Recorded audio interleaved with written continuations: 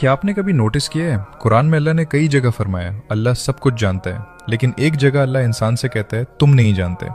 आखिर कुरान हमारी इस बेबसी और लाइल्मी को बार बार हाईलाइट क्यों करता है? प्रोफेसर अली की किताब रिवाइविंग योर रियल आइडेंटिटी का एक बाब इसी सवाल का जवाब देता है।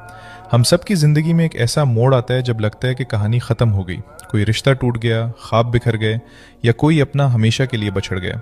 दिल चीख कर कहता है कि बस अब सब ख़त्म। लेकिन कुरान इसी वक्त आपके कान में कहता है ला तदरी, तुम नहीं जानते। साइकोलॉजी में एक टर्म है जिसे फोरकास्टिंग एरर कहते हैं। रिसर्च बताती है कि इंसान फ्यूचर प्रिडिक्ट करने में बहुत ही बुरा है। हम सोचते हैं कि ये दुख हमेशा रहेगा, मैं कभी संभल नहीं पाऊंगा, अब कुछ अच्छा हो ही नहीं सकता।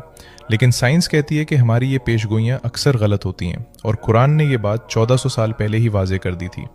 इस आयत का सबसे जादुई लफ्ज़ है युहदिस। अल्लाह ने ये नहीं कहा कि अल्लाह तुम्हें कुछ देगा या भेज देगा। अल्लाह ने फरमाया युहदिस, जिसका रूट वर्ड है हद्दिस, यानी किसी ऐसी चीज़ को वजूद में लाना जो पहले थी ही नहीं। इसी रूट से लफ्ज़ हदीस बनता है, यानी नई बात, नई खबर। अल्लाह दरअसल आपसे कह रहा है कि तुम जिस फ्यूचर का सोच भी नहीं सकते, मैं वहाँ से एक बिल्कुल नई कहानी शुरू करने वाला हूँ। आइए मक्का की एक इंतहाई बावकार खातून की ज़िंदगी देखते हैं, उम्मे सलमा रज़ी अल्लाह अन्हा। उनके शौहर अबू सलमा सिर्फ उनके जीवन साथी नहीं, सफ़रे ईमान के रफ़ीक भी थे। जब मदीना हिजरत का वक्त आया तो कहानी ने एक ऐसा दर्दनाक मोड़ लिया जिसका तसव्वुर भी मुमकिन न था। रास्ते में उम्मे सलमा के कबीले ने उन्हें रोक लिया और कहा हमारी बेटी कहीं नहीं जाएगी। जवाब में अबू सलमा के कबीले वाले आए और उन्होंने छोटा बच्चा भी माँ से छीन लिया। एक ही दिन में, एक ही लम्हे में उम्मे सलमा से उनका शौहर और उनका बच्चा दोनों जुदा हो गए।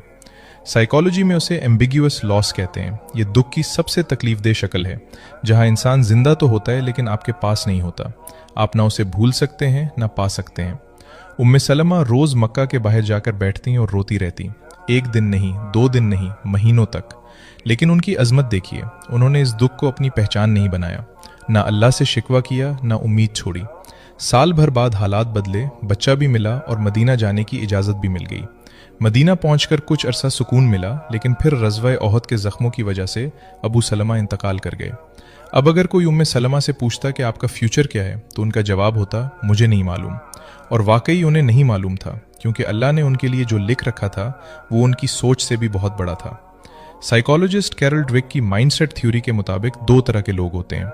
एक वो जो कहते हैं कि ये मेरी फाइनल सिचुएशन है, और दूसरे वो जो मानते हैं कि कहानी अभी ख़त्म नहीं हुई।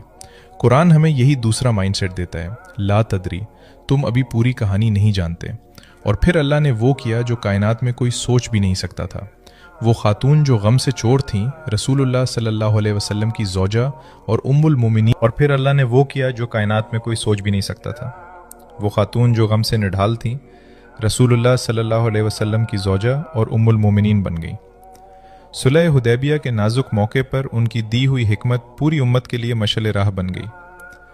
तब समझ आता है कि अल्लाह ने क्यों कहा था ला तदरी।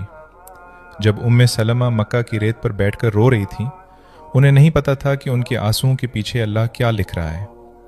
और आज जब आप रो रहे हैं तो शायद आपको भी नहीं पता।